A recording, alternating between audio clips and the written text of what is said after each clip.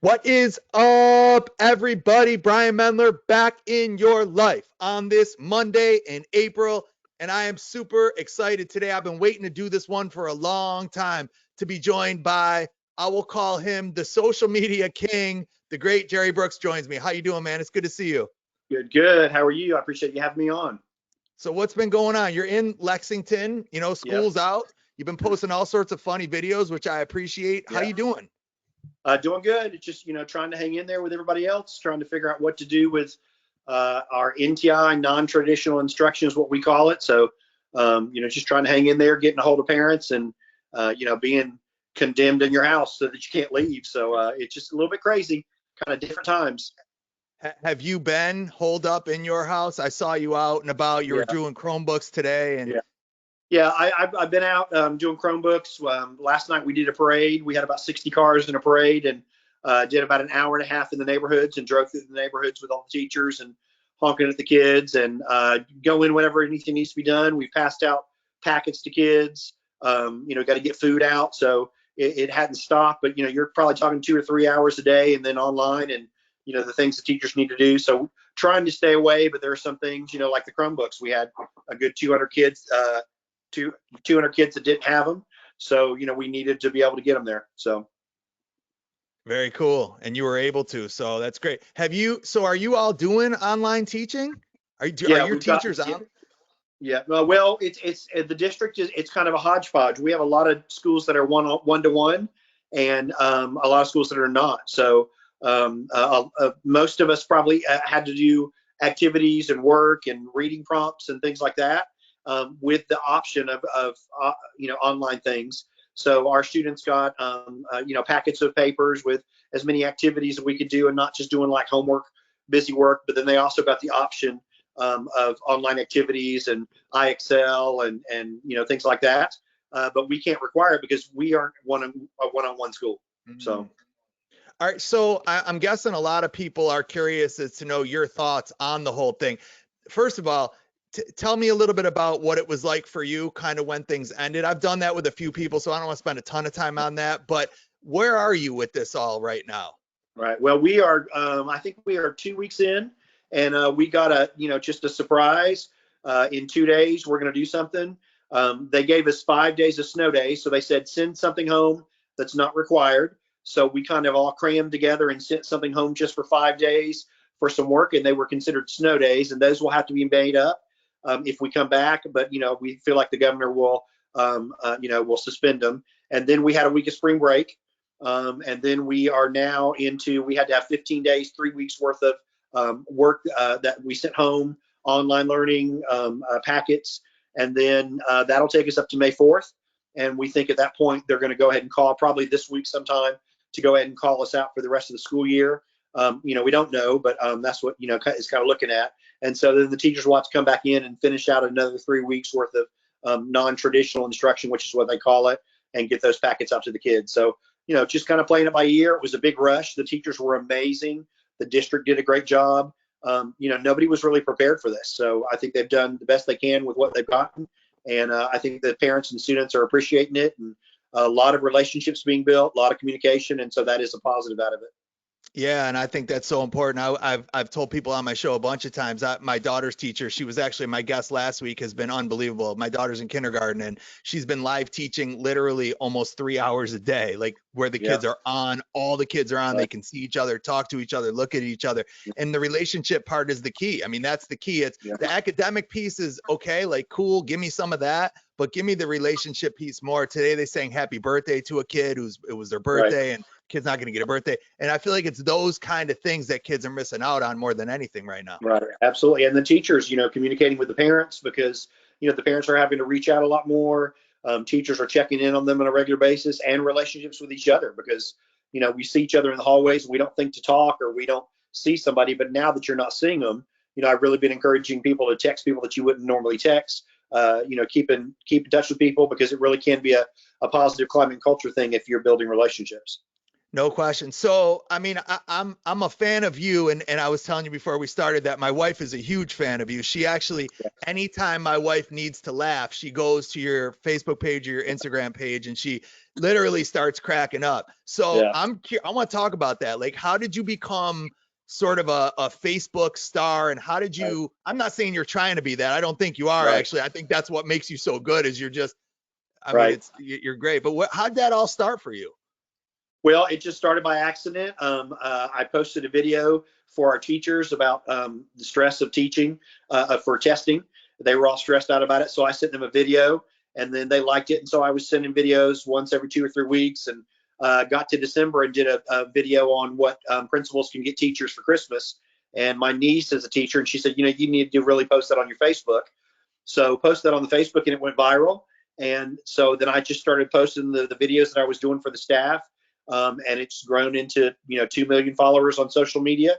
So it was a complete accident. It really was. I know that at this point I'm a social media influencer because people watch, but to me I'm still just me. So it was all by accident. It's just keeps me sane. When something crazy happens or we're going through something, it's great to throw a video up there and kind of make light of the stress that we're having, and then be able to build relationships with those people that are having the same kind of stress and same kind of situation.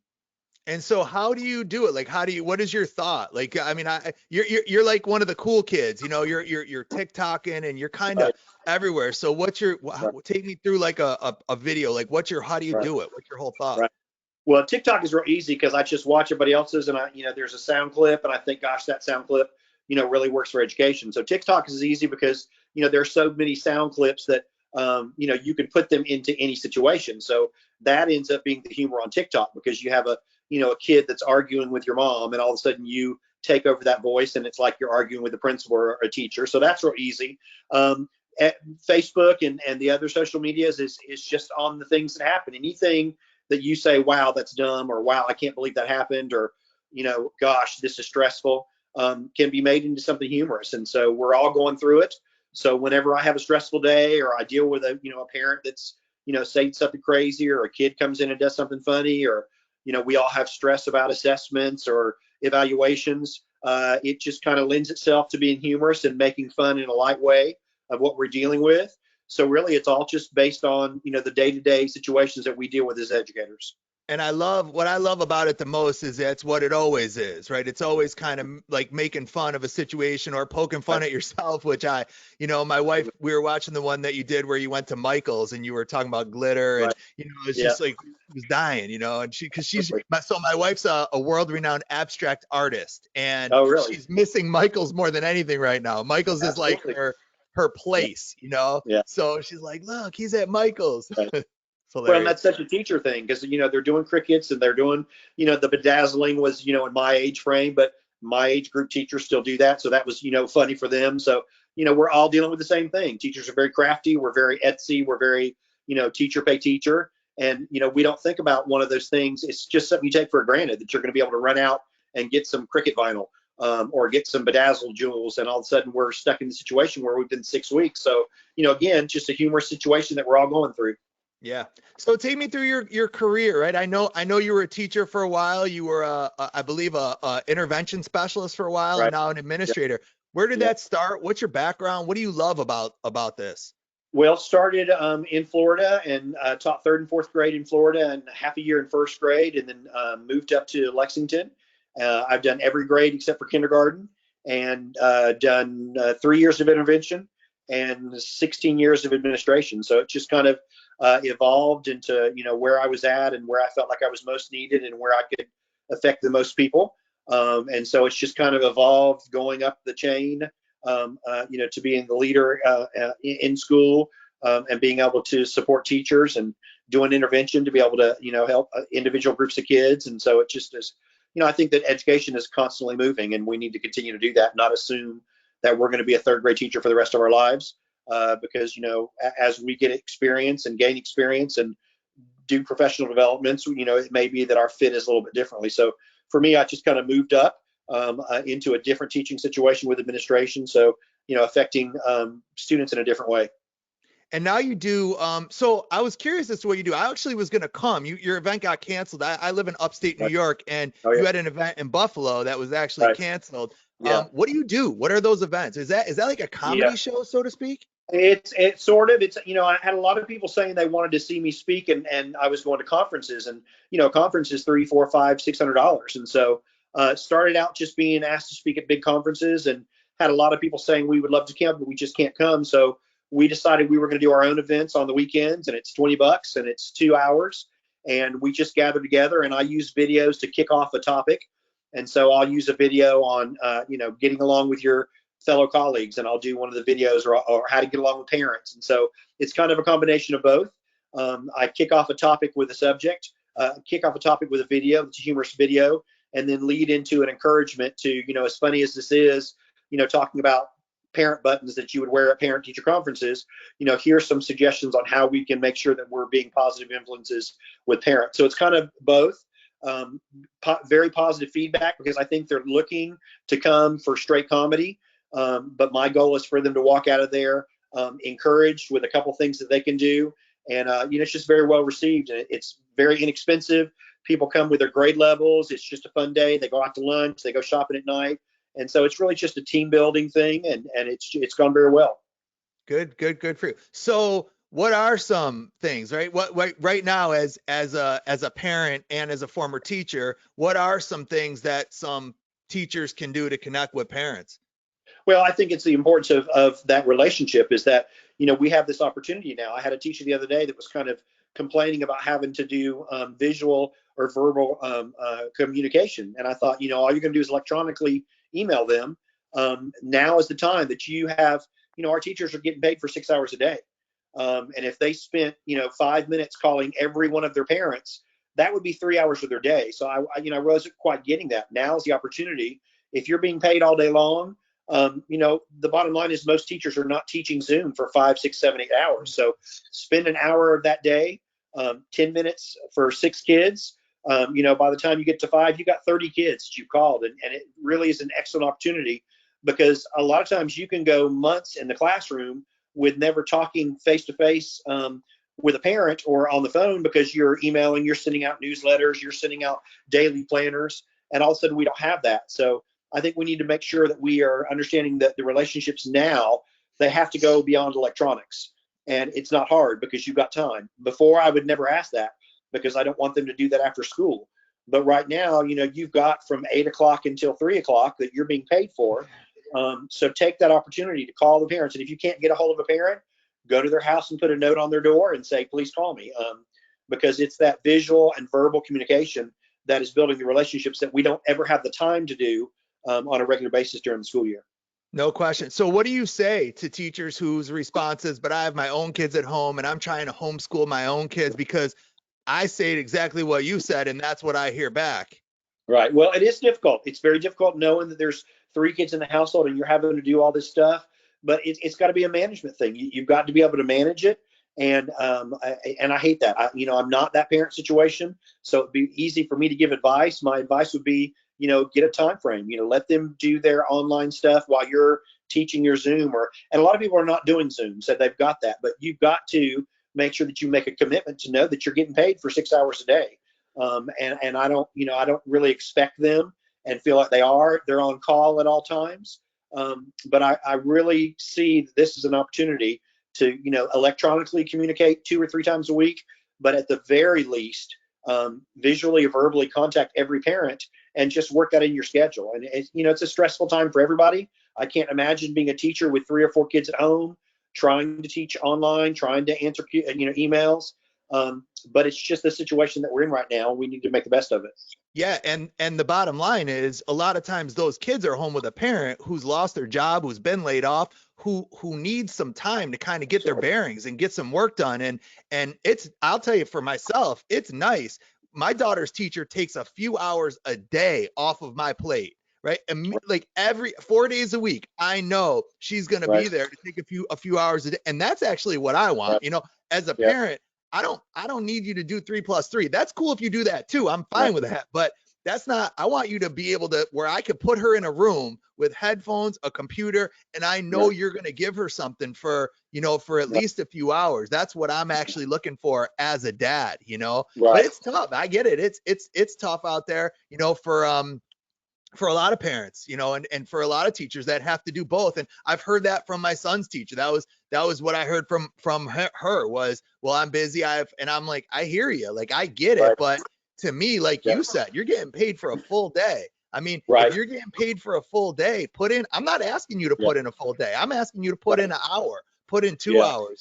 And Yeah. for me, the online learning, the live teaching has been critical. And I think Right. after this, I want to know what you think, but I think after this, every district will be a one-to-one district because you got to be Absolutely. prepared for this. Yeah, I really felt like that too. That one excellent thing that's going to come out of this is I think that the nation needs to realize the importance of one-on-one in the event this ever happens again. You've got so many people that are not one-on-one, and we've got to get the situation where we teach our kids this. If everybody in the nation was one-on-one, our schools that were one-on-one have this so much easier because they just kept right on going. And so, we've got struggling teachers not knowing what to do, not knowing how to fill their time, not knowing what to do, and we could have been much better off if we had been one-on-one the whole time. Yeah, and you mentioned Zoom. My daughter's teacher's using WebEx. I don't care which one it is, right? There's a Right. bunch of different options out there right Yeah. now.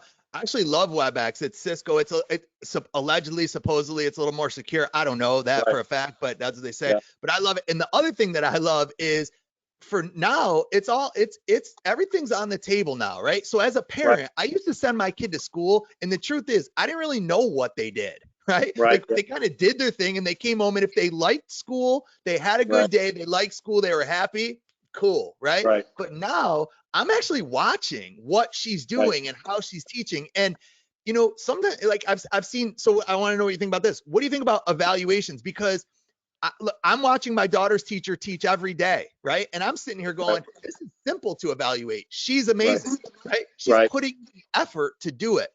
Right. Are you guys doing that?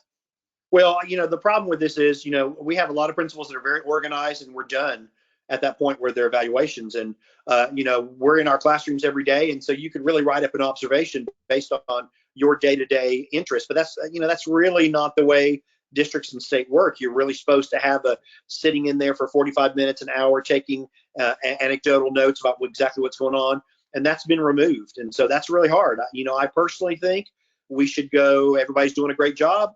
And, at this point, everybody's proficient. We're going to move on, unless you struggle with some teachers and you've already got that in place. But very difficult at this point when the district says, you need to watch an hour of your teacher teaching online. The things that we're used to looking for, calling on the students' names, proximity, Yep. teaching where you're moving around, they're not there anymore.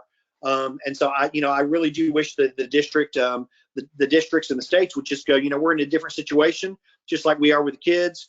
We're going to kind of pass this up. Let's come up with something based on what you've seen for the year, but we're not going to require that hour-long observation or the regular things, and make accommodations for what we're dealing with right now.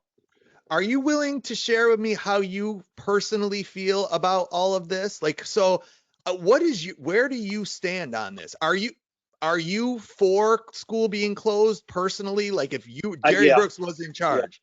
I know you're I not. think at Nor am this I. point, no. Yeah, I think at this point, I wish we would close and just say extended summer. I know there's a lot of great learning going on, and the teachers are working themselves to death, and parents have stepped up. But I also understand the absolute stress that this is causing. And the bottom line is nobody can say that they're getting what they would be getting in the classroom. So I don't know what the answer is. I realize that they would be, a month, 6 weeks of curriculum that they're not getting. A lot of places are not introducing any new curriculum because you're not there to intervene with the students that are struggling. You can't do that. So they're really reviewing. If I had the choice, I would say come May 4th, thank you guys. Everybody's going to have an extended summer. We realize that we're going into the school year and we're going to be at a deficit because we've got, 6 weeks worth of instruction that's not there. My concern is that we are widening the gap. We already had a gap between our high students and our low students. Yep. And we're not able to provide the intervention, the one-on-one instruction. We've got struggling parents we've got parents that can't read English who are with a struggling student, and we are just widening the gap. So our teachers are absolutely amazing. The districts have done a great job, but I just wish that they would go and see this is a stressful time. But again, it's money. Unfortunately, the states and the government have not set it up that, we have to have 165 days in, or else we don't get that money. You can't just say we had snow days for 12 days and we're not going to make those days up. So, but again, we're in an odd situation. But So we're what in a about going situation. back though? What about going back? Like, what about going back to school? What about, I mean, look, Well, we just to be clear, and again, I have no say in this or whatever, but right. I've told you before we started, if school opened tomorrow, I would be first in line with my kids. I would be Oh in yeah, line, I would yeah, drop them off, and I would not be afraid. And yeah, again, like I know I'll probably get a lot of pushback for that, but that's how I personally feel. And I also feel like we have taken so much from kids already. We have taken their playgrounds and their sports and their friends and their livelihood away. And how long do right. we do that before we Yeah. say Well, enough is enough? absolutely. I'm getting my phone charger by the way. Well, one of the things that I really do wish that they would do is wait until the last minute. I think that most states have called it already, which is probably, smart. Teachers can get ready for it, but for us, I wish we would wait till the middle of May, because even if we had a week, we could transition, we could, say goodbye to kids, we could get them ready, we could do graduation. So I don't think we're necessarily, preemptive on the cancellations. But I do think that if there's any way that we could even have a week to where we transitioned and got their stuff. Hold on, sorry, I got to get my phone. Should have done this beforehand, but You're we good. can go. If we could get some time to be able to do that, but who knows? I mean, what if what if we were all doing great and going back to school threw us back in this? Right. So, unfortunately, at this point, I've got to rely on the people that know the science of this. I would love nothing more if we knew that we were going to go ahead and continue this and to give them 2 weeks at the end and to go from May 15th until June 1st, or Yeah. into a week of June, because again, the kids need closures. That all right, last night we had that parade and it was fantastic, but it was very sad. Seeing these teachers getting upset driving through neighborhoods with parents and signs and waving, because it's just a stressful situation. So if there was any way we could come in for a week, it will be great. But I just don't know that, I can't imagine that that's going to be a good situation right now in the United States. Just Yeah. say, let's go ahead and add all the kids back in there together, 25, 50, 100 in a classroom, and not risk the idea that could throw something in there. So until we're completely cleared, I wish we would stop altogether, but I understand the reasoning behind it. And I know a lot of our teachers are doing a great job and our kids are learning. But if we could get back in there even for a week, it would be great. Look, I'm no scientist and I'm no doctor, but what I do know is that every day on the news, the lead is how many more people are sick, and what I think Right. should be the lead is how many kids didn't get to eat and how many are locked in a house. Right? Everybody's talking about stay home, and I'm sitting here like stay home. Like it's easy to tell people to stay home when you got a nice home, right? Right. But the kids I used to teach, I taught kids who used to get their asses kicked at home, who Yeah. would get Yeah. abused and molested and Yeah. sexually beaten. And like, Yeah. okay, cool, you're gonna you go tell them to stay home. Like I'm not telling them to, like, and so for us to, I just wished, I believe that there should be more balance, right? Kids Right. don't have a voice in this. Kids don't get a Right. voice. There's no kids have to go along with the program, right? And I Yeah. wonder if kids had a voice, if this would be the same thing. Again, I don't know. I'm no doctor, I'm no Right. scientist, and I'm not trying to say which way I fall. But what I do fall is on the side of kids. And Right. at some point, you got to say enough is enough. I think you Yeah. got you got to say enough is enough. Like we got look. Yeah. I'm telling you this. I'm 44 years old. I'm gonna be 44 in 2 weeks. I've lived 44 years on this planet. Never one day have I woken up afraid to die. Never Right. once, right? And then Yeah. all of a sudden, like a month ago, I'm supposed to wake up every day Yeah. terrified that something's gonna happen to me. Yeah. I don't buy into that. Like that's not Yeah. how I choose to operate my life. I don't Yeah. want to live my life like that. Right. Yeah. Well, and unfortunately, the people that are in charge, are high income people. I can't imagine anybody they interview, anybody that's in government, anybody that's a doctor. They are working on your own paradigm. So their paradigm is my kids are at home and they've got iPads and they're getting their work done. And I'm calling the parent because, I know the importance of that. And they don't have the experience of dealing with the kids that we have who don't have running water or don't have, electricity, or, the electricity's been turned off, or they're getting evicted. And so, the United States, we base things on middle to high income because that's the people that are making decisions. So a lot of times, unfortunately, they overlook those because they're not used to being in there. They don't understand what our kids are going through. They don't understand the stress of a parent that now doesn't have a job, or is working two jobs, or is working a job that they worked, from 8 to 3 when the kids weren't there, and all of a sudden the kids are there. Right. So it's hard. I respect those that are making decisions because I Me don't want to too. make them.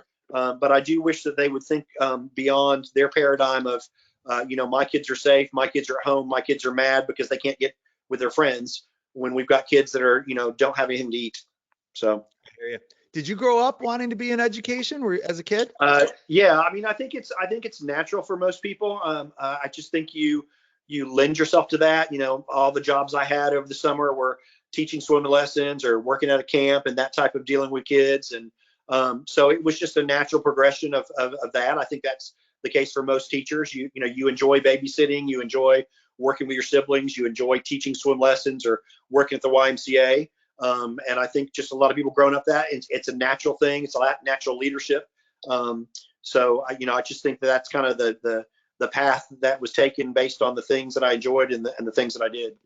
I just wanted my summers off. I was, Yeah. that was, I did like, so I actually, the way I was a little bit lost in my life. I kind of didn't know what I want to do. My parents were always very vocal about me becoming a teacher, and I didn't want to be a Right. teacher because I struggled in school a lot as a kid. And so for me, it was, and then my mother got me. She was like, I don't think you should be a teacher. And I was like, what? Yeah. And she goes, you wouldn't be that good. And she kind of used reverse psychology. And she goes, you should just go back to work with the kids that were like you. And I didn't Yeah. realize that you could go do special ed, which was just Right. kids that were like me. Kids just didn't Yeah. really want to be there and kind of Right. alternative and different and fought the system and always looked Right. for the loophole and the rule. And, that Mhm. was kind of how I was as a kid. Right. And How and are think you about as a our kid? special Were ed. you a rule Think about our follower? special ed. Say again. Were you a rule follower as a kid? It was all about fun and popularity. And so, I got stuff done, but I talked nonstop, and, it was about socialization. And so I wasn't a bad kid. But, I could have made a lot better grades, but it was all about socialization and being with your friends and signing up for classes with your friends and what you were going to do on the weekend. So, wasn't a bad student by any means. But, it was all about socialization and not really the education part of it. Do any of your teachers from then see what you're doing now? Yeah, oh, yeah, yeah. I've had teachers when I went back and spoke in my hometown in Brevard County, and a lot of teachers, showed up there. A lot of them follow me. I have a lot of students, former students that, and actually students now. But it's a big thing. I'm very well known in the education setting, and so it's been an excellent opportunity. And I still talk to some of my teachers that I had, and teachers that I had, students that I had 25, 26 years ago. If you could give people out there a couple pieces, one or two really great pieces of advice, what would they be to wrap up on? We got about probably 5 to 10 minutes left. Well, I would say first and foremost, it's about relationships, and now is the opportunity. Now is the opportunity to speak to that parent one-on-one, to talk to that kid. You have a blessing that you're not dealing with 25 kids at one time on the phone. And while you might be Zoom talking, once a week, don't do that and call them, because now you are speaking one-on-one. It's like a private conference on recess. You pull a kid over, you talk to them, you find out what's going on with them, why they're struggling. Well, now you have that opportunity every day. And so, as stressful as this is, I really think this is the opportunity to build relationships with parents and help them and be the bridge to their less stress, and then to build relationships with the kids, because you have that opportunity now to get on verbal and visual conversations with them. You're working 7 hours a day with 50 kids. You didn't have that during the school year. Yep. But all of a sudden now you've got the opportunity to talk to them one-on-one, find out what's going on, even if it's a checking in. How's everything? You got any questions? What have you done today? Have you been outside to play? Just real simple things. That building of those relationships is something that you can come out of in a very positive manner in this way. And I'm guessing you would also offer the same advice administrator to teacher, right? Absolutely. Yeah. I mean, you're talking with them, double checking on what's going on with them. It's, the role has changed. You are in an evaluative situation, but you're really in a supportive situation right now. And you've really moved to truly administration of checking on, seeing what everybody's doing. We've got a lot of things coming down from central office, coming down from the state. And so our jobs have changed too. But this is the opportunity. You can't walk in a classroom. I was in classrooms every single day, twice a day, and I can't do that now. But I can certainly call And so administration is the same way. They've got to get on the phone. They've got to be texting. They've got to be calling, finding out what's going on. Do you need any support? How can I help you? And it's very stressful. The best teachers in the world are very, very, very stressed at this point. They want to do what's best. And some of them are having a hodgepodge. They can't get a hold of kids. They don't know what's going on. So now is also the opportunity for administration to step up and, say, we're all in this together. I don't know what I'm doing now, but what can I help you with? And I keep saying it as a parent. I just want to see effort. I don't really. I just show me that you care. Show me that you're trying. Like, and in my home, my personal home, I've got two completely different ends of the spectrum. I got a kindergarten teacher who's off the hook good, and a second grade teacher who won't even call me back, like hasn't emailed me back. And I'm beside myself over here. And I'm watching my second grader sit in live during the kindergarten lessons. And it's the best part of his day. He loves it because he gets to be a part of it. And, that she was talking about last week on my show, she was talking about, you don't have to be fancy. She goes, I sing a song, I read a book, I let kids interact with each other for a little bit. That's it. That's all it is. Like, literally, Super read simple. a book, sing a song. It's super. She's like, keep it simple. She's like, read a book, sing a quick song, let them talk to each other a little bit. And that's, if you do those three things. And then what she does is then she'll actually give parents activities that are tied to what she did. Right. So like, for example, she, the other day she did a lesson in the morning on geographic solids, right. For little kids. So she teaches the lesson in the morning, and then she tells the parent, she says, if there's any parents listening, your next hour and a half, because they got an hour and a half break, then they do an afternoon again where they come together. And she said your hour and a half is you're going to go look around your house, do a scavenger hunt around your house for each of those objects. And then the afternoon was to bring those objects and to hold them up and show them and show and tell, right, with your peers. And then they show things. And it was fantastic. Like, I'm watching this as a dad, and I'm like, that's all I want. Show me you're trying to make that happen. Absolutely. And, that interactive and that getting at kids the things to do and getting things with parents that aren't overwhelming. And that's the thing, I've seen so many things on Instagram about how thrilled kids are. They're waiting by the email to hear something from their teacher. They're waiting for that text message. And, I think that we don't realize that, that praise that we gave a kid as we walked by or patted them on the shoulder or gave them a star on their paper is removed, but it's not really. It can be there through an email, through a text message, through a great job, and the kids are waiting on that. They're just waiting on a class dojo, message, or however you're communicating with them. They're waiting on that, and it makes their day.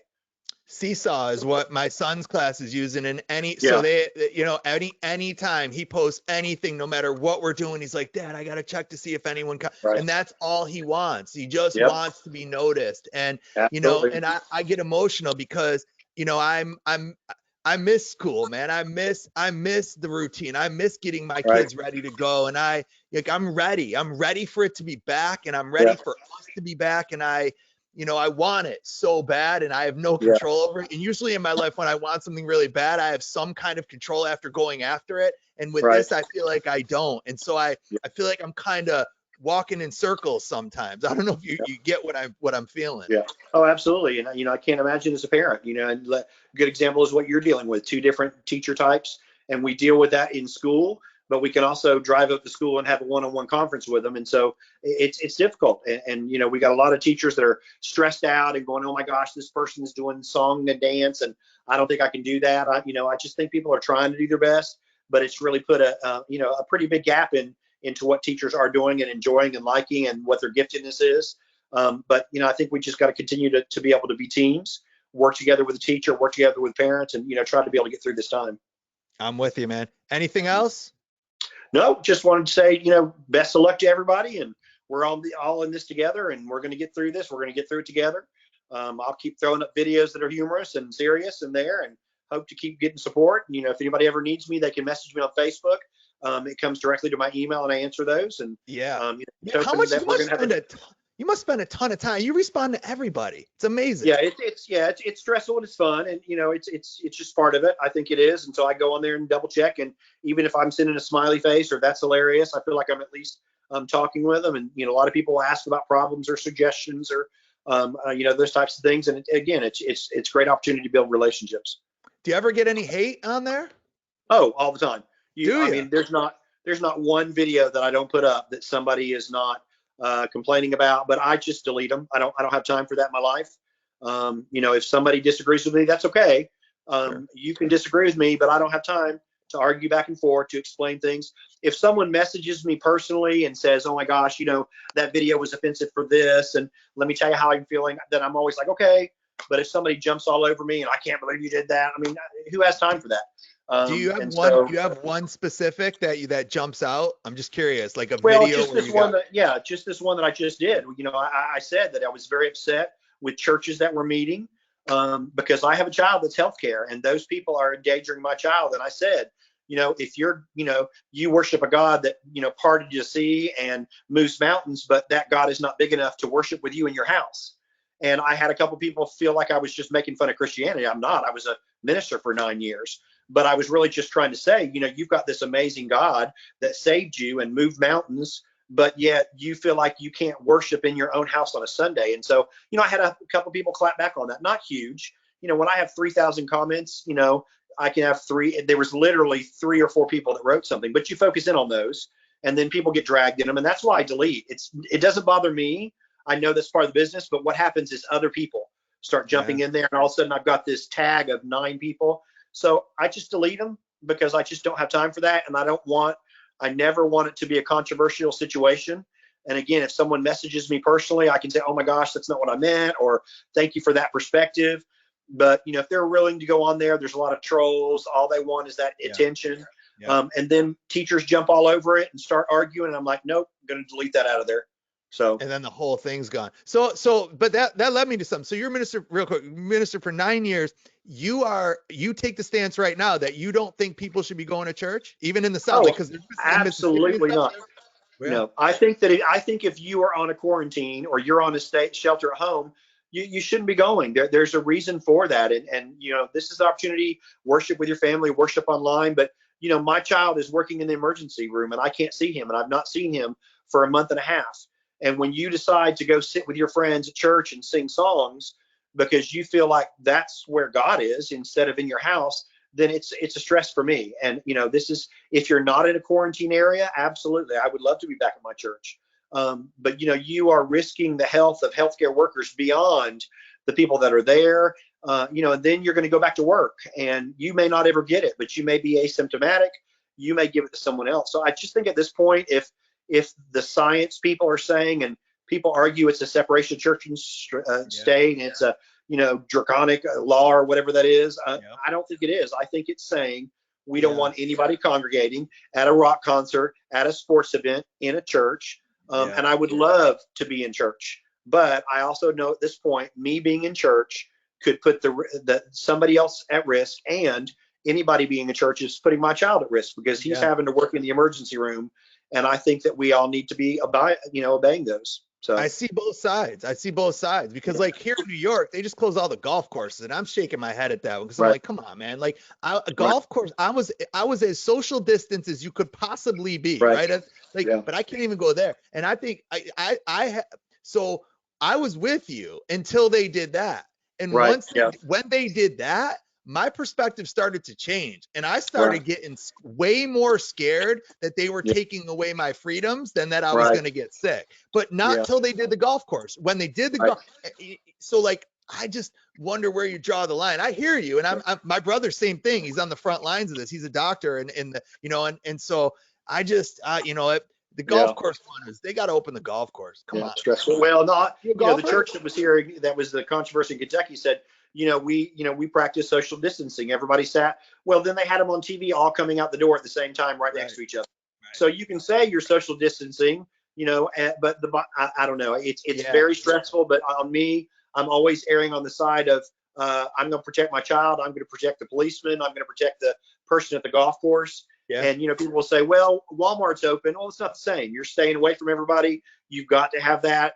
But it's real easy to say we're going to only open it up to 30 people in our church and social distance, and yeah, then look on the TV and see you all come out at the same time, yeah. waving each other a foot from each other. So Yeah, I don't and know. that's what got the It's golf stressful. courses. There was Yeah. the photo. There was that one photo that went viral of the people having their Corona Right. open. I don't know if you saw Right. that, and they were drinking their No, I didn't. beers, and that ruined it for everybody. So the Right. minute that went viral and everyone's laughing, and the minute I saw that, I was like, those Right. idiots, like, what are they Yep. doing? You know, and Taking it away literally from like an everybody. hour later, they're like, golf course is gone. And but Right. to me though, that you got to be careful with painting that broad brush for everybody. But I get it. We're in Right. weird times where nobody really, I don't think really knows what to do, which Right. is so, Yeah. you know, but patience has always been a hard thing for me. I've always struggled Yeah. with patience in my life. And Right. this is the And ultimate now's the test, I yeah, feel like. very, very difficult time for someone that's that way, the ADHD, the impulsive, the you know, the ones that's in there. That's the way I am. It's very stressful. And, you know, but again, I just, you know, I pray myself through it, pray my kids through it, and hope Yeah. that everybody's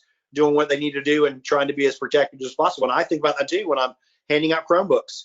You know, I'm handing out a Chromebook. Am I in that same situation? But, you know, I just think that Yeah. I don't know, it's just a stressful situation we're all in. Yeah, and I've been, you know, I've done a bunch of PDs in that area. You know, you start going Kentucky, Mississippi, Alabama, like those Yeah. people will fight you for their Right. churches. I mean, you try to Yeah, and take, I that's the understand one it. thing. Yeah, yeah, I I get it absolutely too. understand it. But you know, I just, in my opinion, knowing that's coming from healthcare, I don't think it's the state setting in saying you can't worship. I think it's them saying we don't want you to congregate, and so it's, Were you you a know, I see preacher? that side. I was a youth minister for 9 years in Florida, so I did youth ministry with the church, and you know, I understood that, and you know, and at that point, I would not want them to be together anymore. But I understand people that they're thinking they're being encroached on. But you know, I just kind of see it differently. Maybe it's because of the healthcare workers in the family or the desire to be able to get back to school. And we're not going to get back to school. We had a revival here in Kentucky right before this all broke out, and like 27 people, you know, were sick, and 4 or 5 of them died because they Yeah, all came together. And it was before all this. It was not when all this was out, but it's a great example. Is if you know, you're not paying attention to it and you're gathering, that could be what happened. Who knows? Maybe sure, nothing sure. happens, but what if it does? You know, so. Yeah, I know, and I see both sides of it. Just to finish that, so youth pastor in Florida. Yep. Just tell me a little bit more about Yep. that.